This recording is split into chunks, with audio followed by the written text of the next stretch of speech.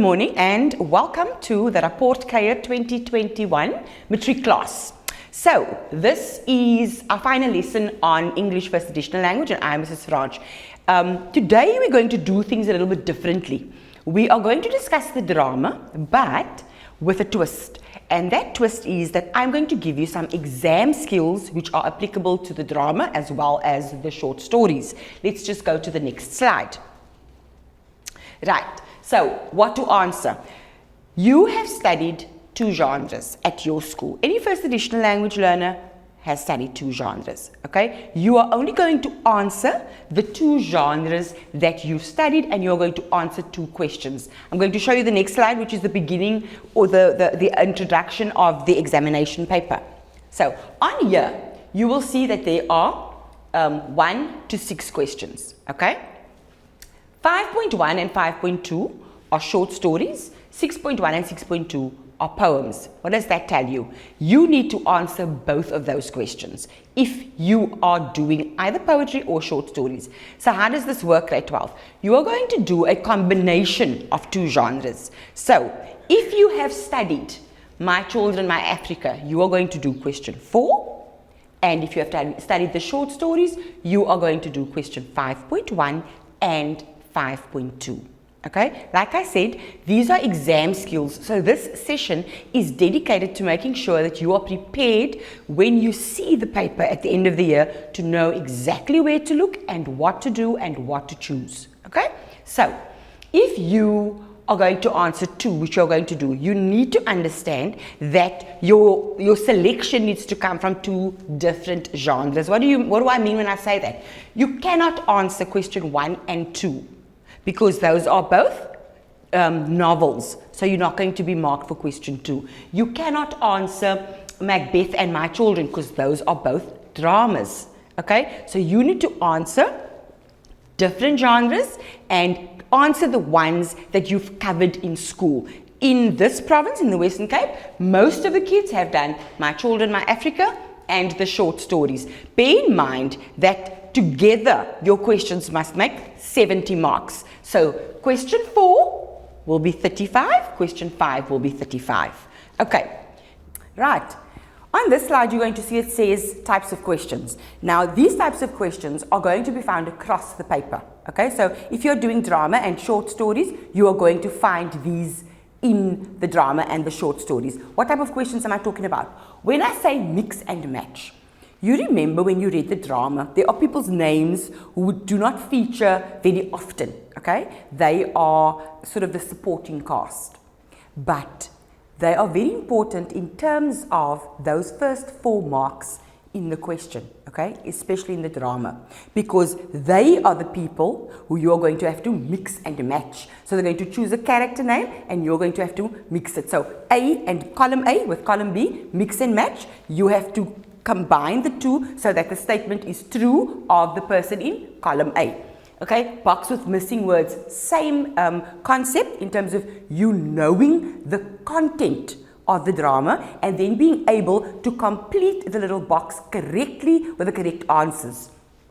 Setting, time and place, when and where. This is very important, grade 12, because this year there's a change in the paper and there will be a question on setting. There will be a question on setting, I can promise you this. However, the way in which you answer this question is going to be different. You are not going to give the general setting of the drama. You are not going to say during the apartheid era and in the 1950s. You are going to be specific in terms of where it happens. So if you get a question on setting, okay, then where does this extract take place? You are going to have to say it happens at Zolile High School in number 1 classroom after Mr. M has died. So that's what I'm saying when I say time and place. So the physical place, and you have to give the context. The when is the context. What happened before this extract? And that is going to give you the response, the correct response to the setting question that you will face in the exam. The next one is true or false. You are not going to be asked to say whether or not the sentence is true or false, or the statement is true or false. This statement will be presented as true or false. You will then have to give motivation. Now, what learners often do, and something that I've come across, is that if the question is that Tami did not compete Isabel and Tami won the Grahamstown quiz. Okay, that statement is false. So the question will say the following statement is false. Isabel and Tami won the quiz. Then you need to give a reason why it's false. You cannot say because they lost the quiz. You have to say that they did not compete because Tami joined the boycotts. Tami decided to become an activist. He decided to join the protest action. You cannot just negate the statement by saying the opposite. You need to give a reason why it is either true or false. Okay? Then, comparison between characters. What does that mean? So we'll have Tami on the one side and we'll have Mr. M on the other side. And we have to now compare the two. So Mr. M is a traditional man. Tami is a modern young man. Do you understand the idea of comparing the two? This is what the one's like. This is what the other one is like. So you have to state the two things about the characters. And that could go up to 4 marks. The next one, character traits revealed through actions and interactions with others. That is basically a question on characterization, okay? And what that means is, so characters do certain things. Now, if you remember when we discussed the short stories previously, I said to you, characters interact with one another and they do certain things, okay? And that interaction drives the plot. So, they have to do something in order for the story to evolve, in order for the story to develop. Now, the beauty there is that when they interact with one another and when they do things, we are given an insight into the type of person that they are. We are given an insight into their character traits, and that is what the question is going to be about. Character traits revealed through actions and interactions with others. The question there will state, what do we learn about Mr. M from this extract? Or what do we learn about Tami or Isabel from this extract? How are we going to determine what we learn? We are going to look at their actions and interactions. What do they do when they are faced with a communication between another person and themselves, or what do they do in response to a situation? And then that is going to tell us about the type of character that they are, the type of person that they are. Okay, so this is continued. Now we get to, this is more based not on the content but on figures of speech, irony, tone, theme, and the open-ended. So, figures of speech. You will get a question on a figure of speech. It will be 3 marks, okay? The first mark, you will have to identify the figure of speech. It will literally say 4.1.6a, identify the figure of speech. Say metaphor, for example, or simile, or alliteration, depends on of course what the answer is. The next part of that will be whether or not that figure of speech is relevant or appropriate in the context of that particular sentence or the text, okay? So now, if you have said A, you've identified the figure of speech and you've said metaphor, you are not in B going to explain what a metaphor is. You are going to explain what the comparison, okay, in the text means and whether it is indeed appropriate in that text. Okay, if you don't understand what I'm saying, don't worry too much. Further on, I've got some questions from the exam and from an exam paper where I'm going to explain that to you even better.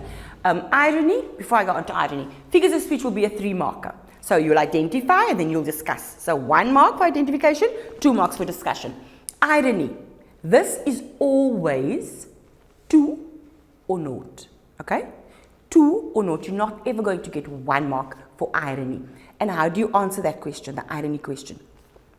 You are going to say, you're going to make a statement, and then you're going to say, but, yet, however, okay, any of those 3, and then you're going to put the second part there. Okay, so we know that irony is the idea that something seems one way, but it is actually another way. And an example of that is Mr. M. Mr. M refers to the learners as his family, but we know that he does two things. He does one thing, he gives their names to the police, and we also know that the same kids he considers family are the ones who eventually are responsible for his death. So, if you get a question on irony there, okay, they will say, in the extract, line 9, for example, okay, why is that an example of irony, or why is it ironic, or explain the irony in that line? Then you're going to say, Mr. M considers the learners his family, yet, but, however, he gives their names to the police, or yet, but, however, they are responsible for his death. Okay, so now you are explaining the concept of, it seems one way, they seem like family, he thinks of them as family, but they kill him, or he goes and he gives their names to the police. So that idea, the one concept versus the other, okay, with the but, yet, however, in the middle, is going to give you your 2 marks for irony. Tone. Guys, you know, tone words are the types of words that give you the feeling of the text. Okay, so if someone says something, if Tommy says, I don't want my name on the desk, what is he going to sound like? He's feeling a particular way. Okay, so how is he going to sound when he says, I don't want my name on the desk? Okay, so that is what they want you to think about, and that is what they want you to respond to when you are asked about tone. What is the tone when the character says the following words? How does he sound? Okay, and then theme question. That will be a 3 marker. You will be given a theme and you will have to discuss. Okay, and then open-ended, that's your opinion question. But it is not your opinion based on your personal experience. It is always your opinion based on what has happened in the text. Remember, grade 12, you always, without fail, need to ground your responses in the text. So when we are asking for your opinion in terms of a particular extract, your response must be based on what happens in the text or in the extract. Okay? Now, the exam paper is set in such a way, okay, that you have 3 different levels. 40 is lower order questions, so 40% of the paper is geared to the level 1 and 2 questions, the simple questions to answer, okay? So the mix and match that I've told you about, and the simple things in terms of identifying the setting where things are happening, people, the characters and the characterization and comparing them, okay? And then 40% is middle order, okay? So what am I saying now? If you know the most basic aspects of the drama, you should be able to get 40%. If you know the most basic and you can take it up a notch, which is now level 3 and 4, okay, where you have to make certain deductions, you can now get 80% because it's 40 marks and 14 marks.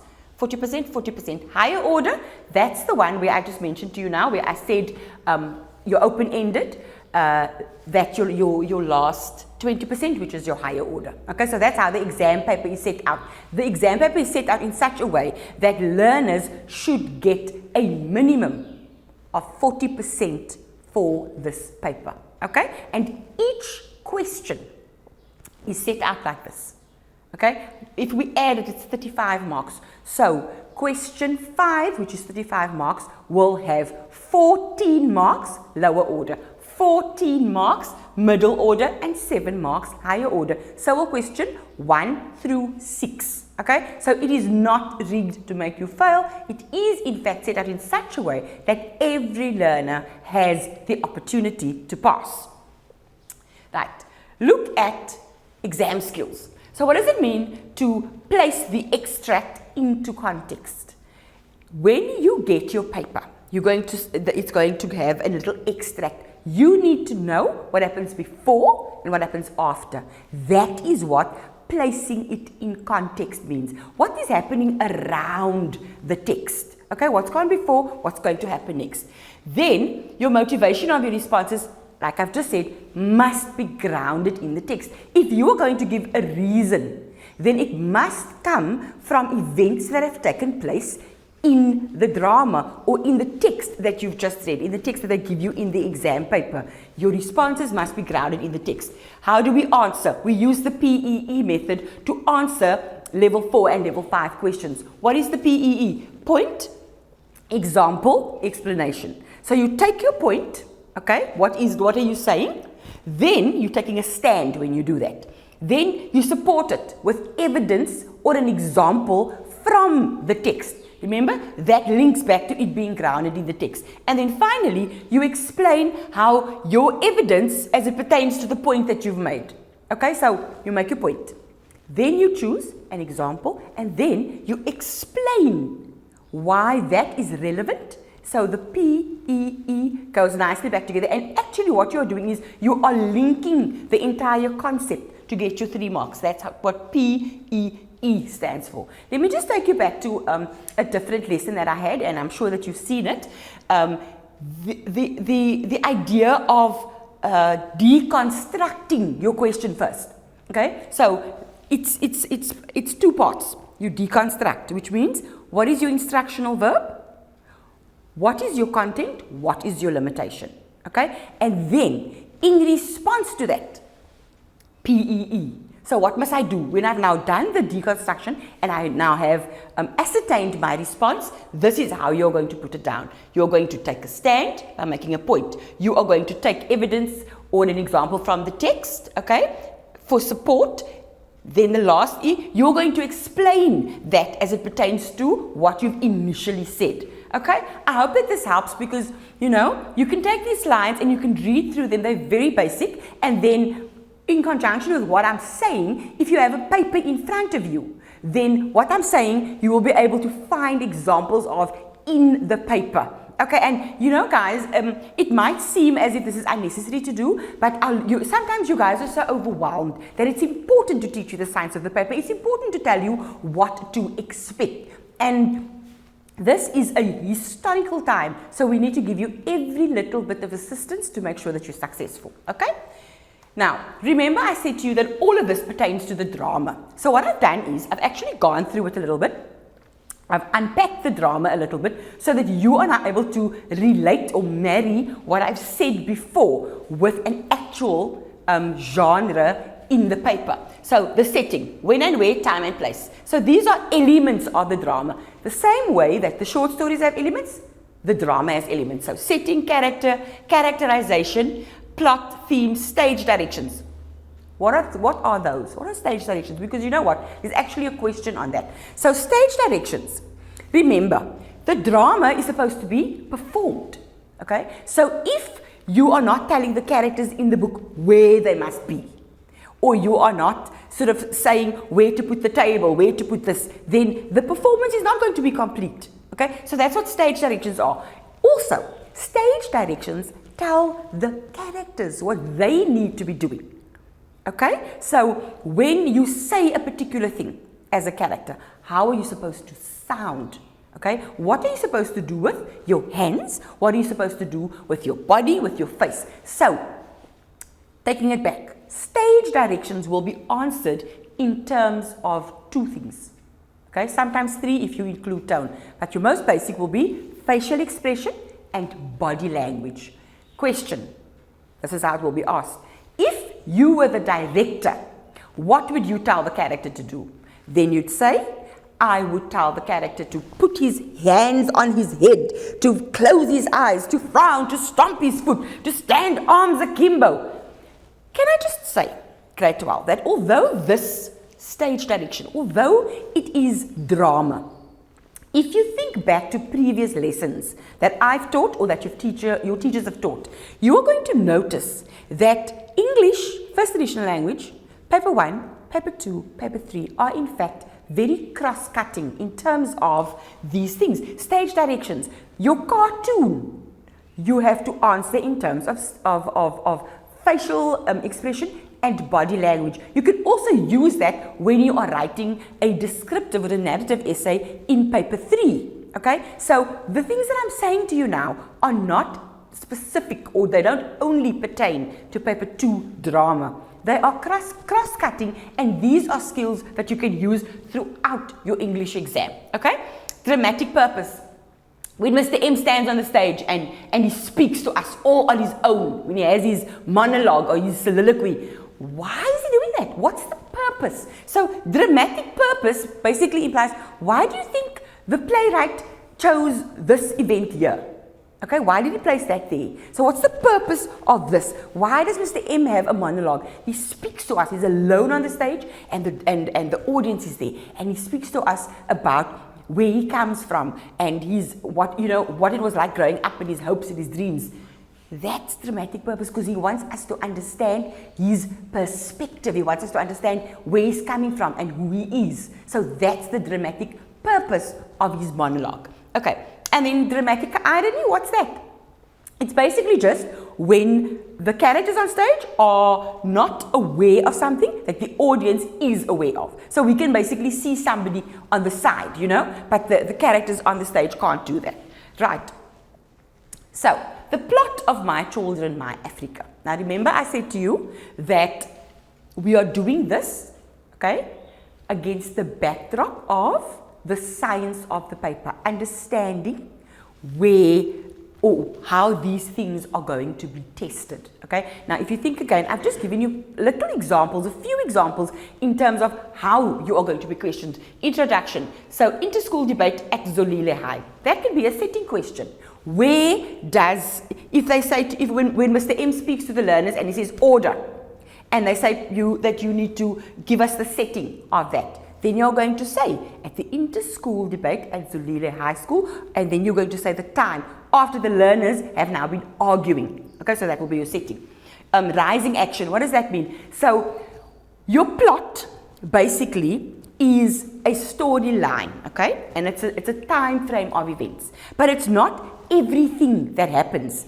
It is those interactions or those events, okay, that drives the storyline. It drives the plot. So the rising action, something happened.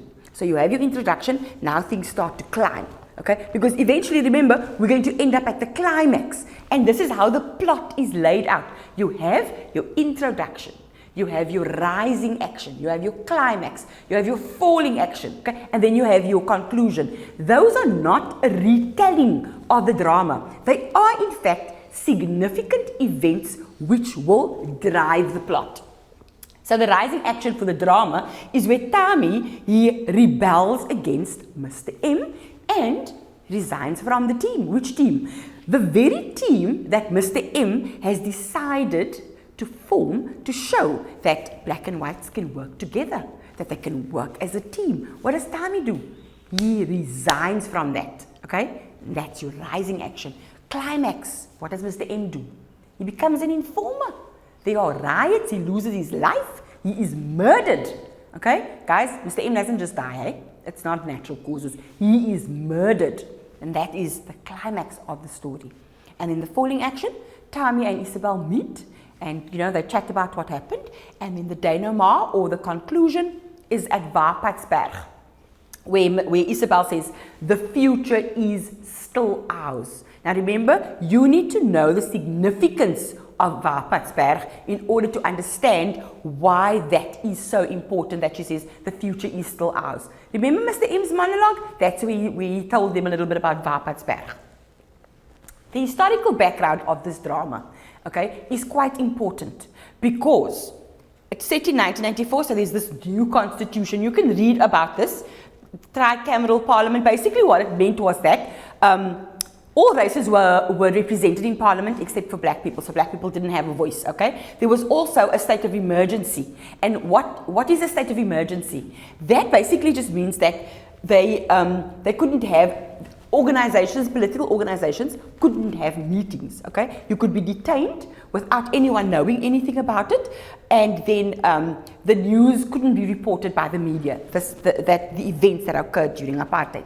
Now remember, in this climate, Tami could be detained without anyone knowing.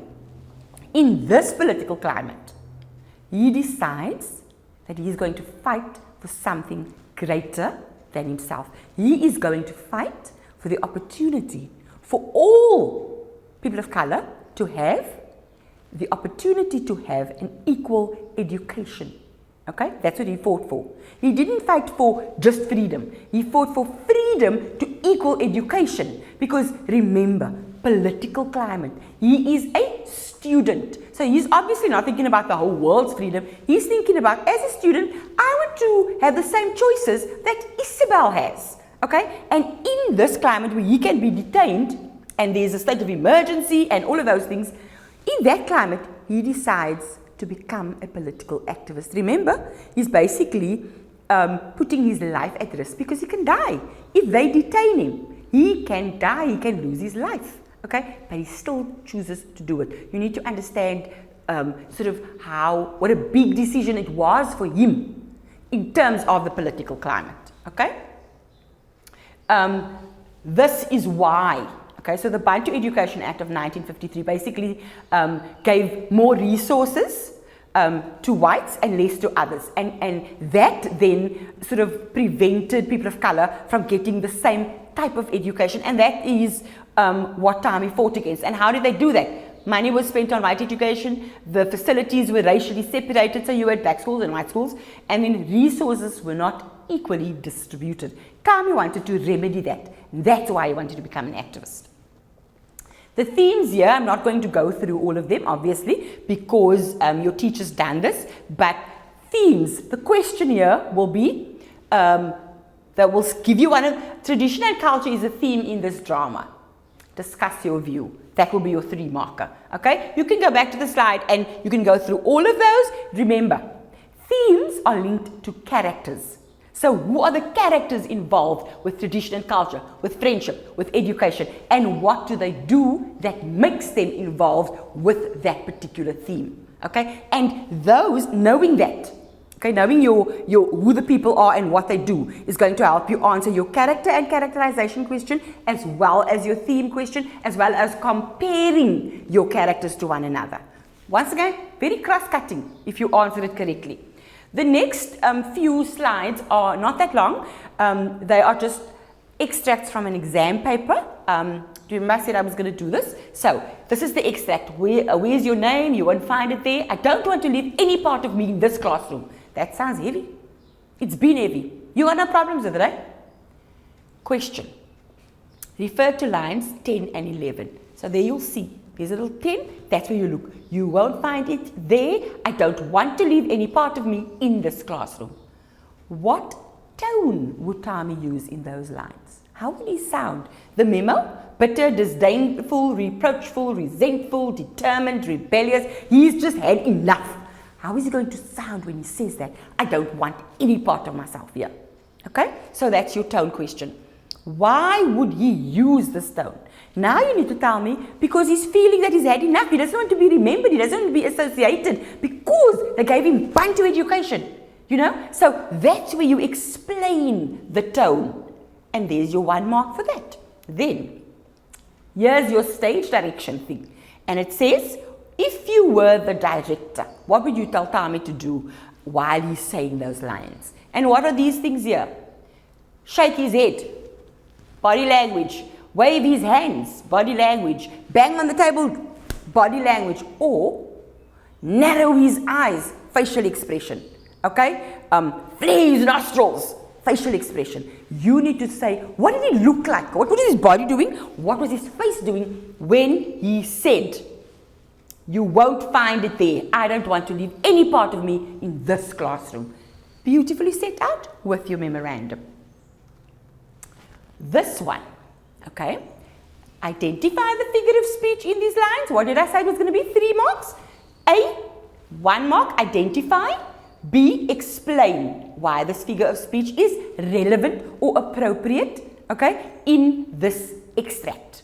Okay, so basically what they're asking you is, does this figure of speech work here? You know, does it prove the point? Does it do what the playwright wanted it to do? Okay, so now this is the part where Mr. M has the stone and he's got the dictionary, and he says, really, one without the stone is violence. The dictionary is 26 letters and 60,000 words. How do you even compare the two? The one destroys and the one builds up. and they ask you, identify the figure of speech. It's a metaphor, okay? For the purposes of FAL, most of you are going to say metaphor, so we're going to stick with that, and we are going to give you the response, the B part, which is explain. Mr. M tries to show Tommy that education, which is the dictionary, the 26 letters, the 60,000 words, okay, is more important than violence, which is the stone, okay, because the stone is going to destroy and the dictionary is going to build. And Mr. M is all about communication and education and not distraction, okay. So can you see how beautifully that metaphor is extended throughout the drama and in terms of how Mr. M viewed words as opposed to violence, okay. The next one. Friendship is one of the themes in the play. Discuss how this theme is relevant to Tommy and Isabel. Now remember the previous 2 slides before this where I said themes, you need to link it to a character, okay? And if you look at this question, they are actually giving you the characters. So what do you need to do? You need to discuss how the theme is relevant in terms of Tommy and Isabel. Now, the theme of that, what do they do? Okay, that touches on that theme. The school debate sets the scene for the budding friendship. So when they meet at the debate, they become friends. Okay, now remember, we don't know if the friendship is going to last initially. But because of a lot of things that happen, we obviously know that it is doomed in a sense because of the fact that they are now living 2 separate lives. They develop a meaningful friendship. Their friendship grows and you know they start to practice for the quiz, but it's subjected to immense strain. Why? Because of the political climate. Because Tommy now withdraws, which was the only time that he could see Isabel. Okay, because she can't go into the township anymore because it's not safe. Their friendship withstands the test of time, however, when Tommy jeopardizes his life and he comes before, remember he's going to leave the country, he's an activist, his life's in danger, okay? He's going into exile because if he stays there, he's going to die.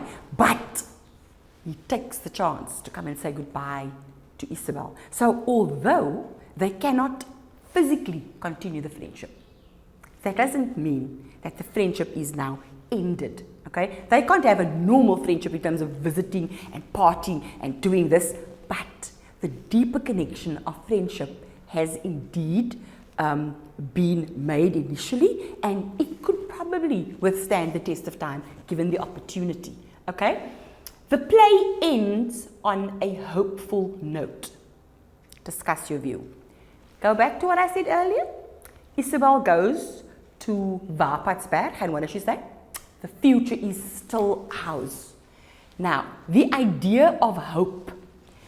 Mr. M wants Tommy to be successful. Tommy wants equal opportunities in education for everyone. Isabel says the future is still ours, so she still wants to realize Mr. M's dream. Those are all hopeful things. And if we look at the memorandum, okay, accept a relevant response. So, yes, the play ends on a hopeful note. Then you say, Isabel's a symbol and she represents hope in the drama. She promises Mr. M she will not waste a life.